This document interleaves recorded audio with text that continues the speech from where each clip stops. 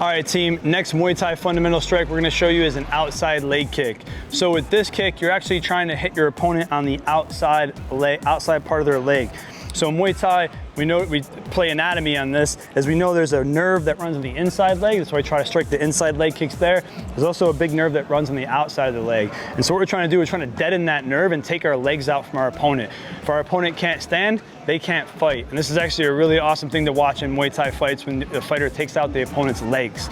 So what we're trying to do now is we're trying to drive our shin onto that person's outer thigh. So our shin is probably one of the hardest bones in our bodies, and Muay Thai fighters have been known to be as hard as concrete. So what we're gonna do is we're gonna try to drive that shin into the outside part of the leg.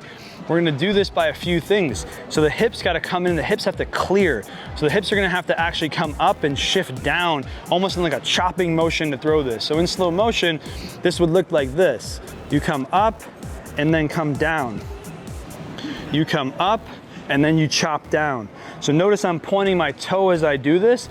Reason why is that you don't want to catch your toes like this and accidentally end up kicking your opponent and breaking your toes. You're less likely to break your toes like this. As we're also looking at the feet down here, you're gonna notice that my base leg turns a lot because I'm turning on the ball of my foot. So I'm here, and then notice that foot is almost perpendicular to my opponent after I throw it. Why? It's allowing my hips to open up and clear. The last thing we're gonna look at as we come up in our upper body is where our arms are gonna be. Just like our knees, we're gonna shift that arm back to clear our hip out and pull it back. So we're driving force in. Left hand's gotta stay up to protect the hand, to protect the face, and then we twist through. So what this looks like in the back is we get a bigger shot of it as I'm here,